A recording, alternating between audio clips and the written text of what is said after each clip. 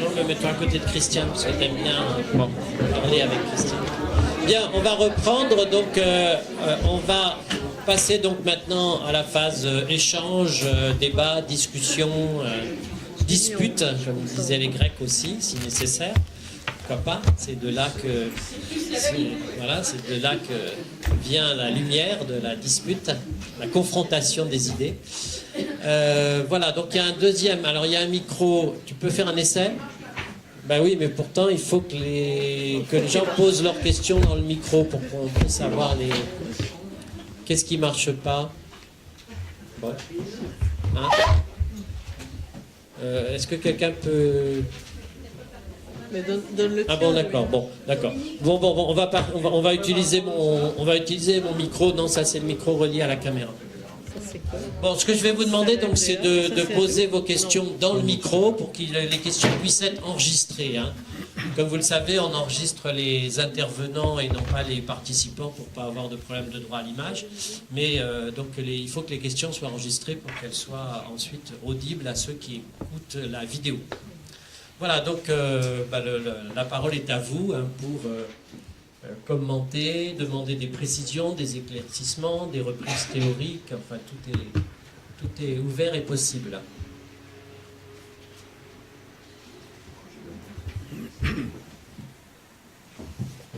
Oui, moi, c'est pour le moment pas vraiment une question, mais en vous écoutant, je me disais que la méthode d'intervention que vous proposiez interroge fortement les notions d'ordre et de pouvoir.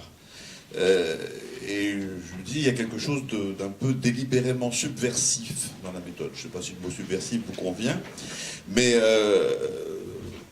me semble qu'il faut, pour le prescripteur, enfin pour le commanditaire, il faut qu'il soit sacrément responsable, conscient, mûr, sage, éclairé, je ne sais pas comment dire, pour passer commande, alors qu'il est lui l'incarnation de ce que vous avez appelé la forme sociale habituelle.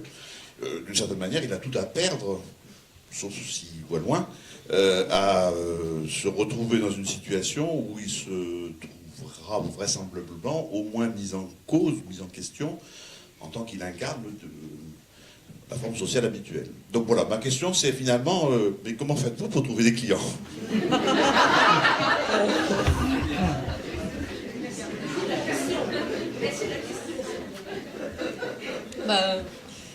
Comme disaient les Van Boxtel, qui sont les fondateurs de la socianalyse finalement. Avant la socianalyse institutionnelle, il y a Jacques et Maria Van Boxtel qui sont allés aux États-Unis juste après la guerre de 40 découvrir en fait la psychosociologie.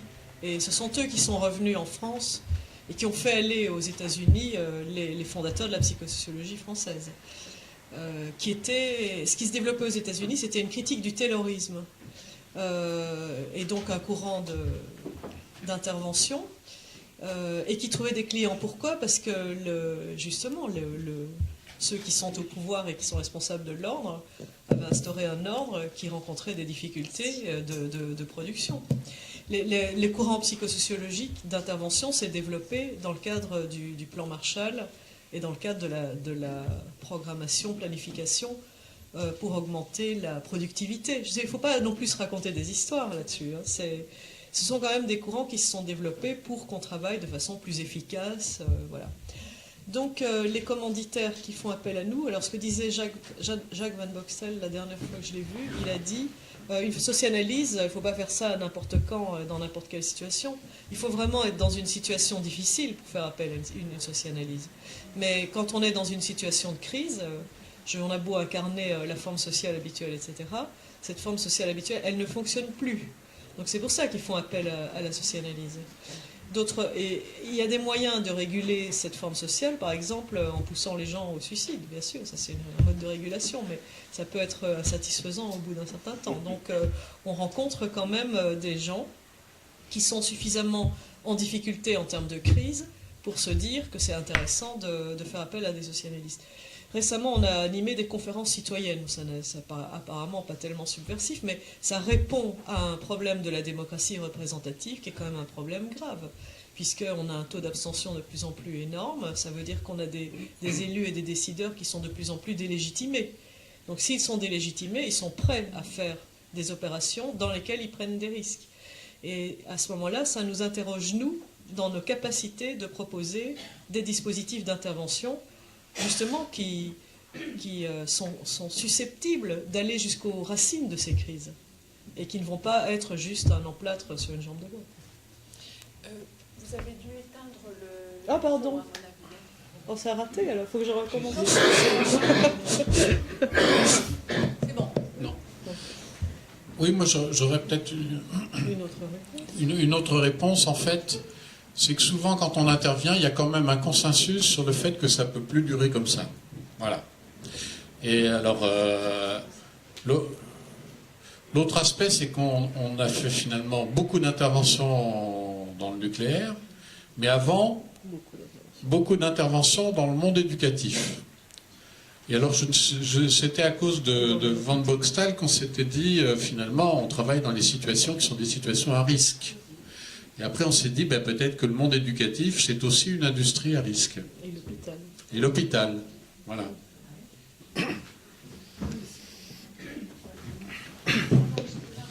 Il y a un autre... Oui, mais utilise pour le... Moi, c'est un peu le... Pour continuer, ajouter quelque chose à ce qu'Olivier là, vous a demandé. Quand vous avez un commanditaire qui fait appel à vous, quel type de contrat vous passez? D'une part, qu'est-ce que c'est pour vous réussir une intervention? Est-ce que ça existe, la notion de réussir dans votre démarche? Est-ce que quelque part, enfin, je ne peux pas être... voilà, je le dis quand même, est-ce qu'il n'y a pas dans tout ça beaucoup de manipulation également? Et puis, une dernière, excusez-moi, est-ce que vous pouvez nous préciser dans quel type de situation vous êtes intervenu au sein du système éducatif?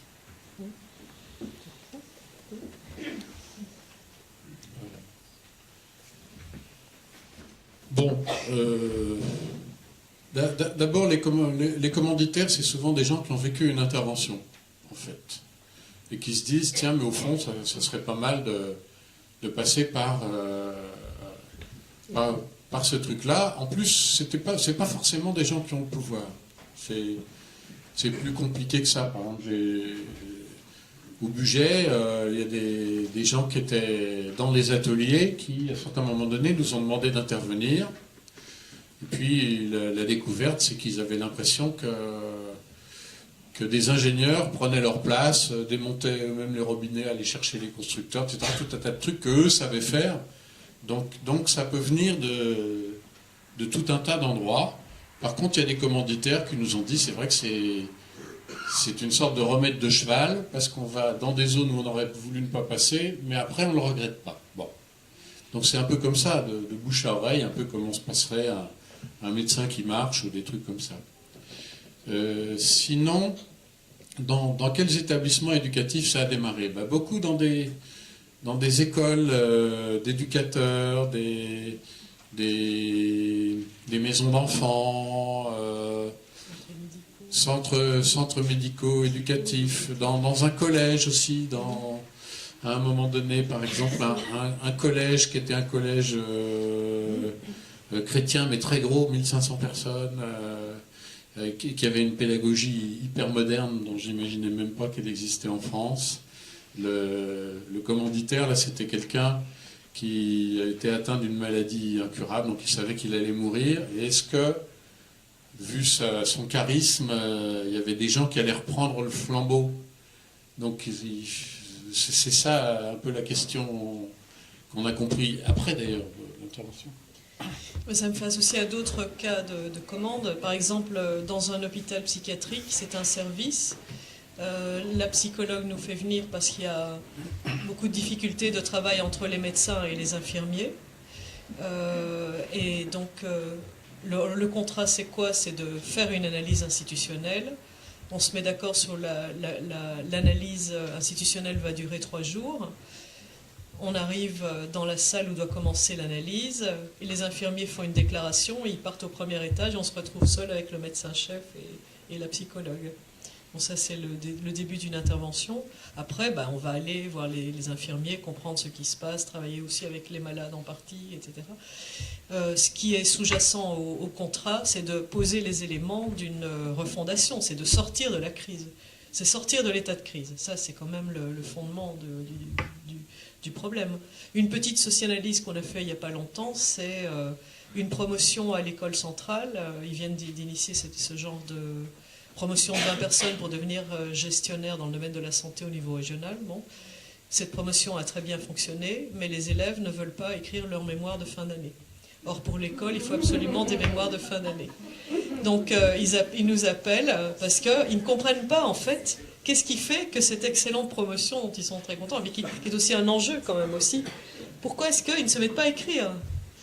Donc là, voilà, on avait négocié 2 jours pour analyser avec les 20 élèves et le professeur qu'est-ce qui se passait dans ce blocage d'écriture.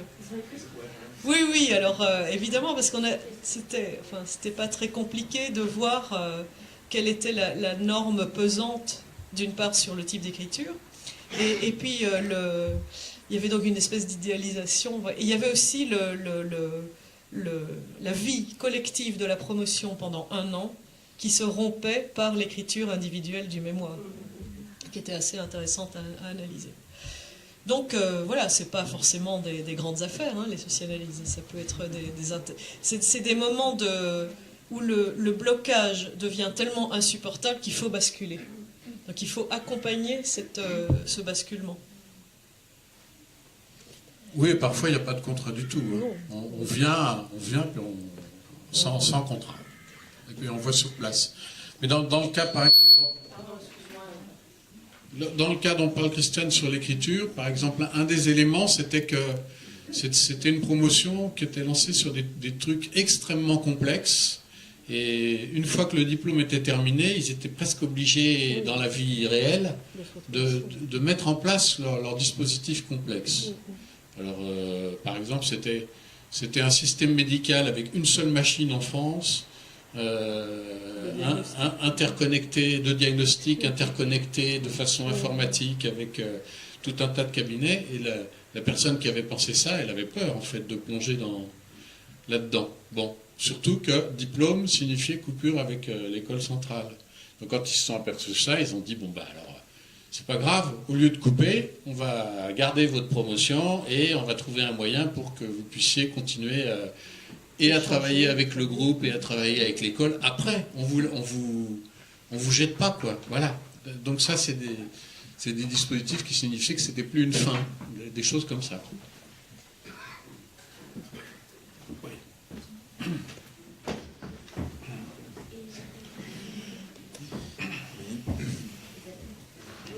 Oui, ça va. C'est bien.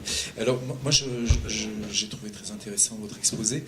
J'ai une question autour de qui dit le blocage, enfin, qui dit blocage, qui exprime le blocage, qui fait la demande quand on parle de blocage institutionnel. Et puis, ma question suivante, c'est aussi comment tout ça s'articule avec la structure de pouvoir, enfin, c'est-à-dire avec les hiérarchies en place.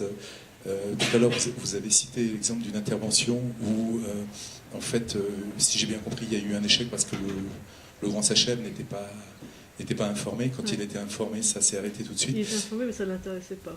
Oui, ça ne l'intéressait pas. Et justement, voilà, ma question, c'est autour de cette articulation dans un système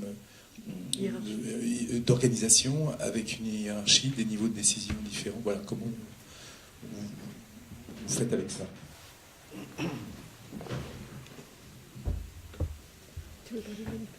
Oui, je m'aperçois que je n'ai pas répondu tout à l'heure à l'aspect manipulation. Parce que il y a eu justement une situation où on a été attaqué par un leader syndical qui l'a payé très cher d'ailleurs. Parce que c'était un leader syndical qui était très reconnu parce qu'il avait été leader dans des conflits. Bon, et la salle dans laquelle nous étions, c'était une salle majoritairement de gens qui étaient à la CGT, etc. Et alors, il dit, attention, ces gens-là vous manipulent, etc. Bon, et il voulait empêcher des gens de parler de ce dont il parlait. Et alors, D'abord, je raconte cette histoire parce qu'elle est à double facette. Les gens lui ont dit, écoute, si tu es notre leader, c'est pas pour nous faire fermer notre gueule.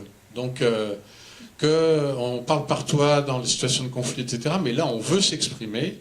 Donc, il est hors de question que tu nous empêches de nous exprimer. Il a tenté d'empêcher cette expression. Et en fait, après, d'après les échos que j'ai eus plus tard, c'était fini pour lui. C'est-à-dire que le fait d'avoir voulu empêcher la parole d'agents, il s'est délégitimé pour longtemps. Mais l'autre aspect, il avait dit, attention, ces gens-là vous manipulent. Alors, il y avait quelqu'un de bas niveau de la hiérarchie qui avait dit, oui, ils nous manipulent, mais ils nous manipulent sous notre contrôle. Et ils nous manipulent parce qu'on a le dos bloqué. Si on n'avait pas le dos bloqué, il ne serait pas obligé de nous manipuler. Donc il avait relié ça à l'idée d'ostéopathie et le fait que cette manipulation se passe sous un contrôle collectif total faisait que ce n'était pas un problème. Ce qui était grave, c'était justement de manipuler de façon invisible et par en dessous. Bon. Alors je sais qu'à l'époque, ça m'avait fait bizarre. Moi, je ne voulais pas me considérer comme un manipulateur. Puis après, je me suis dit, oui, c'est pas faux au sens où on maintient les analyseurs, etc. Donc on fait quand même des trucs qui ne sont pas purement de l'autogestion. Quand on dit, moi je veux qu'on laisse monsieur s'exprimer pour que je comprenne quel est son point de vue et pourquoi il considère que son point de vue est important pour expliquer ce qui se passe. Bon, effectivement, il y a du rapport de force là-dedans, c'est clair. Voilà. Mais effectivement, c'est un rapport de force qui se passe sous l'œil collectif. Donc, si à un moment donné, l'Assemblée considère qu'elle n'est plus d'accord, on se fait éjecter, c'est instantané. Alors par rapport à la hiérarchie, donc l'intervention qu'on a ratée, justement, parce qu'on n'avait pas inclus ce monsieur, ce directeur, ça nous a servi de leçon et aussi une intervention où on avait été client en fait. On avait eu les Van Boxtel qui étaient venus intervenir dans une équipe où on travaillait et qui nous avaient dit « vous n'avez pas les moyens de passer cette commande en fait ». C'est-à-dire que la commande d'intervention que vous nous passez, vous n'avez pas les moyens en termes de pouvoir de la passer. Donc, ils étaient remontés plus haut dans le système en disant si on doit travailler sur cette équipe, alors on a besoin que tel directeur, etc., participe à cette intervention. Donc ça a été une leçon pour nous. Dans la délimitation du champ d'intervention, selon le problème qui est posé, mais il faut s'appuyer aussi sur les gens. C'est-à-dire, pour analyser ce problème, on doit travailler avec qui ? Ah ben, il y a celui-là, il y a celui-là, il y a ça, etc. C'est ça ce qu'on appelle élargir le champ progressivement d'intervention, c'est-à-dire incorporer dans les participants à l'analyse les pouvoirs hiérarchiques qui sont nécessaires. Mais les pouvoirs hiérarchiques sont toujours dedans pour nous. Hein. Enfin, si on a une équipe, on travaille avec le hiérarchique de l'équipe et le hiérarchique du hiérarchique, etc. Enfin, ça dépend quel est le niveau de strate et d'empilement, quoi. Mais à partir d'un certain point, c'est pas nécessaire. Donc il faut le faire délicatement, quoi. Il ne faut pas non plus empiler 55 strates. Mais c'est toujours intéressant de bien veiller à ce que ceux qui contrôlent la situation, mais qui peuvent être, je sais pas, à la cantine ou le personnel de nettoyage, il y a toutes sortes de pouvoirs qui s'exercent sur la situation. Hein. C'est pas seulement la hiérarchie, loin de là. Voilà. Donc, c'est de veiller à les intégrer, à leur donner la parole, à analyser leur point de vue. Et on trouve aussi chez eux, d'ailleurs, des éléments instituants, des éléments innovants, des éléments analyseurs, voilà. Mais c'est que le pouvoir incorporé dans l'Assemblée fait qu'on augmente le pouvoir de l'Assemblée sur la situation. Oui, moi je vais peut-être rajouter quelque chose. D'abord, c'est que c'est quand même intéressant pour les hiérarchiques, parce qu'ils voient comment un certain nombre de trucs qu'ils font est vécu au bout du bout, par le bout d'une chaîne, et par des gens dont n'ont jamais vu comment les gens vivaient ça, quoi. Donc là, ils ont accès à des vécus de leur façon de fonctionner, vus vraiment par des endroits dont ils n'auraient jamais... où ils ne pourraient même pas s'imaginer que c'est vécu comme ça. Bon. Et puis l'autre aspect que je voulais dire, c'est que moi j'étais assez réticent au début, mais Christiane a poussé à ça. Il y a des moments où on a dû quand même accompagner un peu des hiérarchiques. Je pensais à Graveline par exemple. Des gens qui s'en sont pris comme hiérarchiques, mais vraiment plein la poire, dans des situations très tendues. Et alors Mais c'est vrai que c'était juste à un moment donné où il y avait une grève qui était sur le point d'éclater ou qui avait éclaté ou je ne sais plus quoi. Et il fallait discuter avec eux pour leur faire comprendre que leur position, là, ce n'était pas de répliquer, de tenir sa place de hiérarchique, mais d'essayer d'accepter d'entrer dans la peau de l'autre pour voir comment l'autre avait vécu ça. Mais c'était quand même assez dur pour eux. Et là, j'étais contre au début presque idéologiquement, pour justement bien garder cet aspect de triangulation, mais il y a des cas où c'était nécessaire. Il y avait un jour un délégué syndical qui nous avait... On avait fait évaluer en fait l'intervention après par l'ensemble des participants. Et il avait dit qu'il y avait un risque en entrant dans ce genre de dispositif d'être accusé d'avoir trahi son camp. Et il avait expliqué, moi j'avais trouvé ça vraiment génial comme formule, il avait dit « Je n'ai jamais changé de camp, par contre j'ai changé de champ de vision. Mon champ de vision a complètement changé. C'est-à-dire que je vois des tas d'éléments que je ne voyais pas avant, et c'est complètement la même chose pour les hiérarchiques. Leur champ de vision s'élargit considérablement. Mais ça ne touche pas aux positions de fond. Par exemple, les rapports d'exploitation, de domination, sont quand même... Les rapports d'exploitation, je veux dire, dans une usine, ils sont toujours là. On peut toujours avoir une position de délégué syndical en se disant je vais lutter pour augmenter les salaires, pour ceci, pour cela. Mais la socianalyse permet juste d'élargir le champ de vision. Jean-Marc.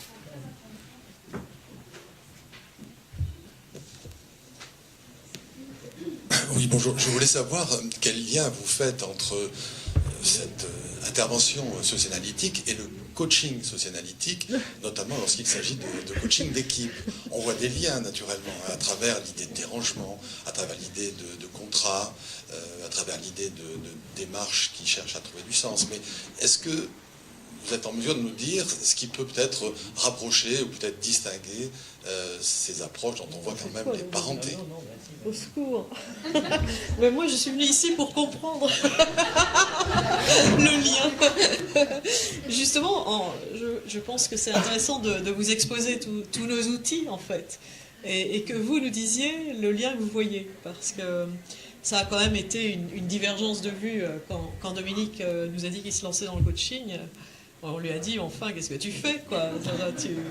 Parce que tu vas dans le sens du travail de l'individu, alors que nous travaillons sur les formes sociales, etc. Bon. Mais peut-être que ce qu'on peut dire, c'est qu'en travaillant ensemble aujourd'hui, ce qui est quand même une première pour nous, on renoue un lien et on essaye de voir comment on peut aller plus loin, peut-être, dans la socianalyse et dans le coaching. Dans la socianalyse, moi, je me suis toujours méfiée de l'intervention totale, c'est-à-dire qui traitait tous les registres et tous les niveaux de la situation. Je pense que c'est dangereux de faire ça, de prétendre travailler tous les niveaux, quoi. Nous, comme sociologues, on cherche à repérer à travers les personnes, les individus, on cherche des forces sociales, et on cherche à montrer le jeu des forces sociales à tout le monde, et que tout le monde se situe dans ce jeu. Ça, c'est notre ambition personnelle. On ne fait pas un travail sur les personnes, enfin sur les individus. Dominique, lui, il a développé le travail sur les personnes. On voit évidemment qu'il y a des compléments possibles. Mais il ne faut jamais se présenter comme une équipe qui couvrirait tout. C'est absolument terrifiant pour un commanditaire de voir arriver le système total, quoi. Ça arrive parfois, hein, quand vous faites des staffs multicompétences. Vous avez à la fois l'économie, la psychologie, la psychosociologie, la sociologie. Dans ce cas-là, vous êtes viré d'ailleurs, hein, je pense. Moi, c'est une expérience que j'ai faite. Je pensais à une dimension assez précise de l'approche Ouais.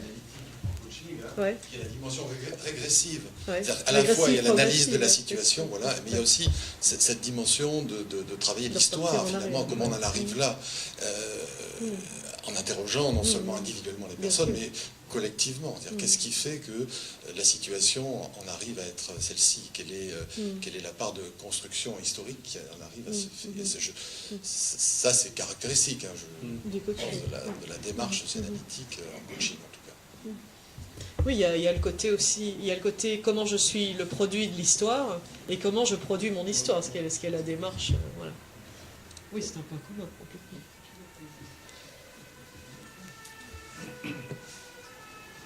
Oui, moi j'avais une question par rapport à la position d'extériorité, qui est quand même une position importante, j'ai l'impression, lorsqu'on fait une socio-analyse. Ma question était de savoir, est-ce que lorsqu'on a une position, lorsqu'on est dans une organisation, est-ce qu'il est possible de mener une intervention de ce type-là, et qu'est-ce que vous en pensez?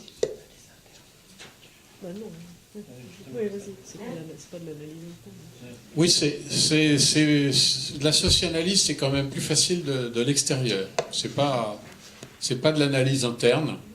D'abord parce qu'il faut que le socianalyste puisse être éjecté, je pense. C'est-à-dire qu'il faut qu'il parte symboliquement avec le problème à un moment donné. Il vient avec un problème, le problème est réglé, on le vire. Enfin, il y a quelque chose un peu comme ça.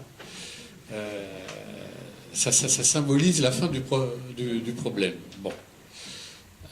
Après, le fait d'être à l'intérieur, c'est dangereux. Parce que, ou bien on est proche du pouvoir, et à ce moment-là, on a une zone d'occultation d'un certain nombre de points, ou on n'est pas proche du pouvoir, et en général, on le paye très cher. Et nous, on a fait des staffs mixtes. C'était très compliqué de protéger les gens, les intervenants internes. Il a fallu se battre quelquefois pour que les gens ne payent pas. Ils sont considérés comme impertinents, je ne sais pas quoi. Enfin bref, voilà. J'ai perdu un bout de ce que je voulais dire. L'extériorité. Ah oui, sur l'extériorité, il y a aussi quelque chose qui s'acquiert par la pratique. Je ne sais pas comment le décrire, parce que par exemple dans le nucléaire, maintenant, depuis 1984, on a fait un nombre d'interventions énormes, donc on connaît le nucléaire énormément. Et on a enrichi notre vision, c'est-à-dire qu'on est capable de voir le problème de l'énergie sur le plan planétaire, on sait très bien ce qui se passe, ce qu'il faut en penser, mais pas seulement du nucléaire, les diverses énergies, l'éolien, je ne vous parle tout le détail, mais... Donc on a augmenté notre niveau de connaissance. Bien. Mais en fait, je ne sais pas comment le décrire, mais à chaque fois qu'on rencontre des personnes, on sait qu'on va apprendre des choses. Peut-être parce qu'on est centré sur la particularité. On est sûr, mais c'est devenu une sorte d'instinct, on est sûr qu'il y a des choses que des gens vont nous décrire qu'on ne connaît pas. Bon. Alors on s'appuie, conceptuellement, il y a cette idée de dialectique et de la particularité qui fait penser qu'on a toujours des parties qu'on ne connaît pas. Bon. Mais c'est une réalité, c'est-à-dire qu'on pourrait finalement intervenir dans des endroits où on a intervenu 100 fois, on va toujours apprendre quelque chose. Et ça, c'est assez hallucinant. Et ça donne un appétit qui fait que d'un certain point de vue, on est toujours encore en extériorité, puisqu'il y a toujours de l'inconnu, quoi. C'est un paradoxe.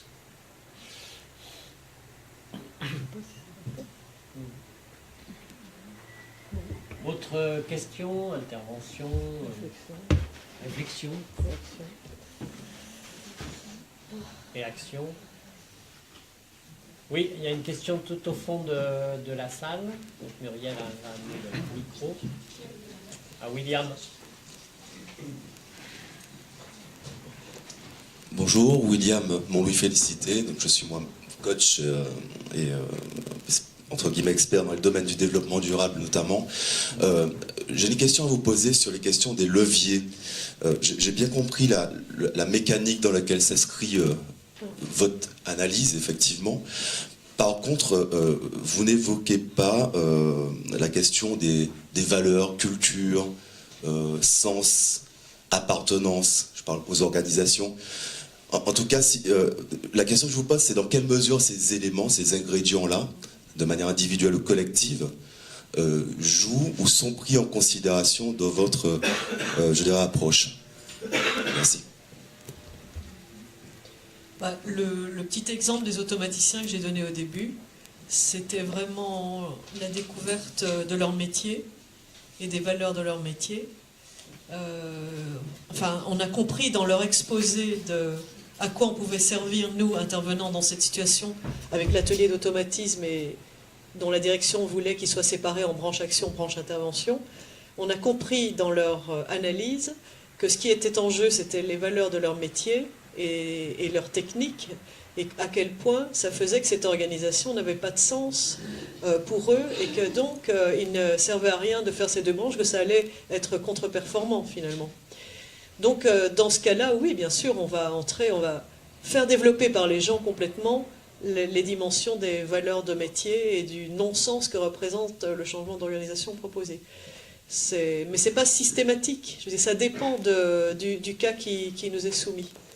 Mais ça nous avait bien intéressé de voir que le modèle d'organisation qu'ils avaient préparé était complètement une chaîne de régulation d'automatisme. Enfin, on pouvait lire leur schéma d'organisation comme étant le produit direct des valeurs qui étaient liées à leur métier. Enfin, c'est des valeurs de métier, valeurs techniques. Un autre point aussi, c'est que la socianalyse, elle se fait toujours dans les lieux, elle ne se fait pas dans des salles à part, etc. Il faut être dans les lieux. Comme disent les ethnométhodologues, il faut planter sa tente au centre de la tribu, quoi. Et pour aller voir vraiment ce qui se passe. Il ne faut pas hésiter à bouger, à aller sur les lieux d'exercice des activités, et que les gens puissent raconter, parler, pour qu'on comprenne que les positions qu'ils ont sont reliées aussi à des dimensions de métier, mais pas seulement de métier, aussi à des valeurs humaines. Je ne sais pas si j'ai répondu, mais en tout cas, voilà comment ça intervient. Alors je dirais c'est peut-être la petite touche coach que j'aurais rajouté s'il fallait faire la jonction justement. En tout cas, c'est personnel entre votre approche que je partage, mais en tout cas, et le petit plus que j'ai tendance à systématiser, si vous voulez, dans l'analyse de l'identification des leviers potentiels pour faire avancer, je dirais, le système. Voilà, c'est une approche, en tout cas. Oui, mais peut-être que c'est un point qui n'est pas dans l'exposé, mais nous, on est très marqué par la non-directivité, en fait. On a même raffiné dans nos méthodes la dimension non-directive. Et du coup, on ne sait jamais où les choses vont aller. C'est-à-dire qu'on ne les pilote pas du tout. Et on fait très attention de traiter tous les analyseurs que les gens mettent sur la table. Donc on les hiérarchise, au sens si on sent qu'il y a des points qui sont beaucoup plus tendus, on va passer précisément sur ces points les plus tendus d'abord.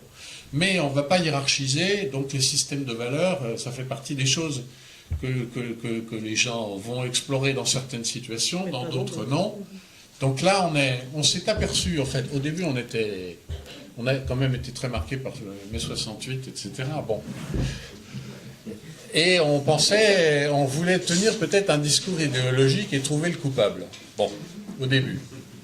Et puis après, on s'est aperçu que les gens n'en ont rien à foutre de ce qu'on pense. Mais alors, c'est ce que nous pensons, nous les intervenants.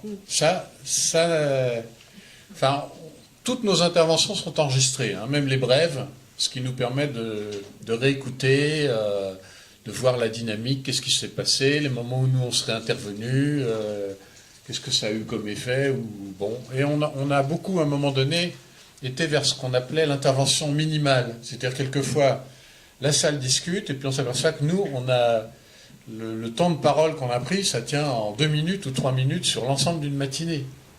Juste en pointant un truc, par exemple. Bon. Donc notre intervention est plutôt minimale.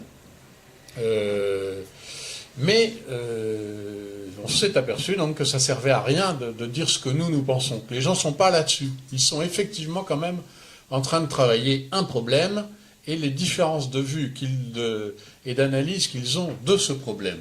Bon. Donc on a renoncé au fond à conduire ou à les tirer vers des valeurs ou ceci, cela. On a renoncé parce que les gens s'en foutent. Et c'est assez frappant quand vous écoutez l'enregistrement. C'est comme si c'est de l'eau qui glisse sur les plumes d'un canard. Donc c'est pas la peine finalement. Il faut accepter de se saisir de l'ensemble des analyseurs présentés. Et par contre, notre travail, c'est de les tenir et de les creuser pour qu'on aille jusqu'au bout de la logique analytique. Voilà, je dirais les choses comme ça. Mais elle part là où elle veut, cette logique. On n'en est finalement pas maître. Voilà, il nous reste 2 minutes. Dernière question. Si quelqu'un se dit « j'attends pour poser ma question », c'est le moment. Donc, ici... Pardon. On a 2. Deux personnes. Allez, vas-y. Merci de votre intervention. Moi, je m'interroge sur le fait que vous arrivez la plupart du temps dans une situation de crise. Et donc, ça veut dire aussi qu'il y a des choses qui ne se sont pas dites, si je puis dire, entre les différents acteurs. Et qu'est-ce qui fait qu'à un moment donné, alors qu'ils sont éventuellement de niveaux hiérarchiques différents, ils vont arriver à se parler et à se dire des choses relativement fortes. Je veux dire, ça suppose peut-être aussi, je ne sais pas s'il y a un code de déontologie interne ou des choses de cette nature qui permettent en fait cette expression qui n'a pas pu être auparavant.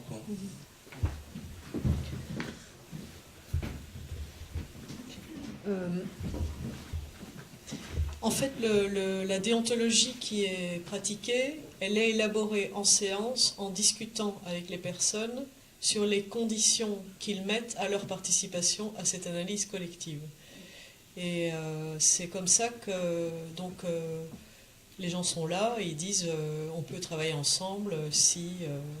ils peuvent exprimer des craintes, ils peuvent exprimer des attentes et aussi mettre des conditions à leur participation. D'ailleurs, parmi les conditions, il peut aussi y avoir on voudrait que telle personne soit associée, etc. Et comment faire pour qu'ils se parlent alors qu'il y a une situation de crise ? Je crois que la meilleure technique consiste à les interroger tout le temps sur nous, les faire parler de nous les intervenants. C'est ce que nous faisons. Par exemple, on a fait avec Dominique une intervention dans une situation vraiment tendue de lock-out. Mais Dominique n'est pas d'accord, mais je trouve que c'était un lock-out. C'est-à-dire que la direction était en grève. Elle avait décidé de ne plus faire appel à l'usine et l'usine était complètement à l'arrêt. Alors pendant un petit temps, elle est à l'arrêt, c'est pas grave. Mais après quelques mois, les gens touchent plus de primes et tout. Et finalement, parce que la rémunération principale est toujours agrémentée de tas de rémunérations qui sont liées au fonctionnement. Donc la situation était devenue grave et puis dans la région, on avait peur qu'elle ferme définitivement. Et quand on est arrivé, c'était dans un mois ensoleillé en tout cas, le personnel était sur la pelouse. Il y avait une petite salle où on était réunis avec les syndicats et la direction. Il y avait un petit banc pour le personnel comme observateur. Et on a commencé par dire « Pourquoi sommes-nous là ?» Alors ils ont dit « Pourquoi vous êtes là? On s'en fout. » Enfin, c'est ça, c'était surtout. C'est pas ça le problème, l'usine est arrêtée, etc. Alors on a dit « Oui, d'accord, mais nous, pourquoi vous nous avez appelés ?»« Ben, on vous a pas appelé, c'est la direction qui vous a appelé, etc. »« Oui, d'accord, mais maintenant on est là. Pourquoi est-ce qu'on est là ?» On n'a jamais lâché ça, jusqu'à ce qu'ils consentent, en fait, à créer un cahier des charges à notre présence, cahier des charges qui était il faut qu'on comprenne pourquoi on n'arrive jamais à coopérer, même sur des côtés positifs du fonctionnement de cette usine. Pourquoi, si un délégué syndical a une bonne idée, il ne peut même pas l'exposer, etc. Et donc on avait fait un programme qui partait du plus positif jusqu'à l'état de crise.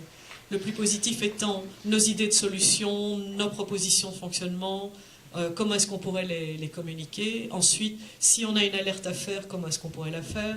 Si la situation se tend, comment on peut fonctionner. Et puis finalement, on était dans cette crise de lock-out. Et on avait proposé 3 jours, je me souviens qu'on avait fait 4 jours.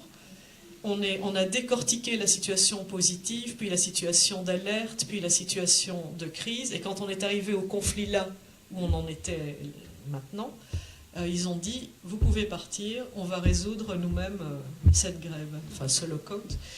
Et c'est ce qu'ils ont fait.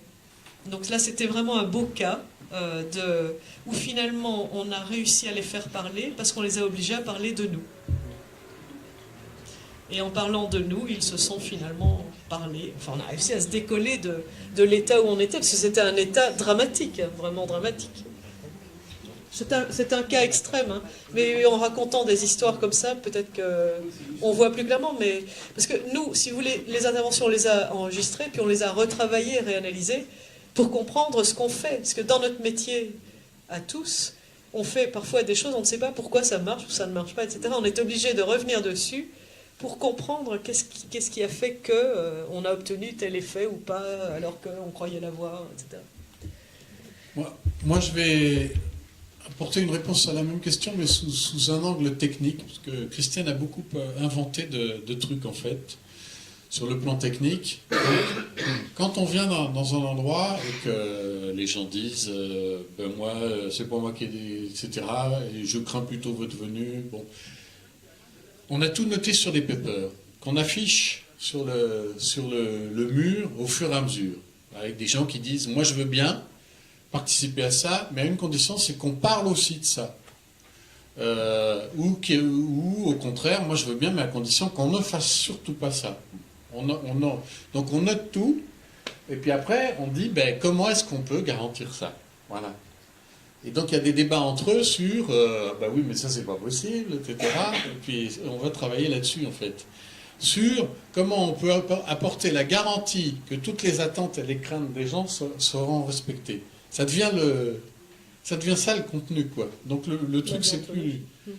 Voilà. Et de ce point de vue-là, le fait d'avoir noté, que ce soit noir sur blanc là, qu'on puisse le balayer, c'est un élément énorme. Alors qu'avant, on avait plutôt tendance à fonctionner sur un mode purement oral, mais là, la trace fait qu'on ne peut plus échapper, et en rebalayant ensemble, on est obligé de tenir compte de toutes les positions.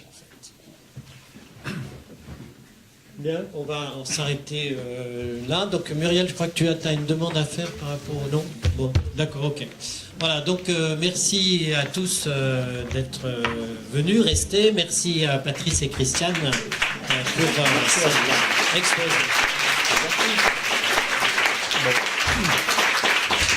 Oui, en fait, ma demande, c'était éventuellement, mais je pense que c'est trop tôt, si certains d'entre vous, notamment, je m'adresse aux adhérents de la FAP, souhaitaient voir revenir Patrice et Christiane, mais sous la forme d'un atelier, voilà, qu'on puisse le savoir éventuellement pour l'organiser, parce qu'ils ont un agenda très chargé. Donc peut-être à main levée, tout simplement, ou sur cette feuille, juste pour qu'on essaie d'évaluer qui aurait, comme ça, envie d'un atelier pour aller un petit peu plus loin, qu'on ait une idée, 2, 4...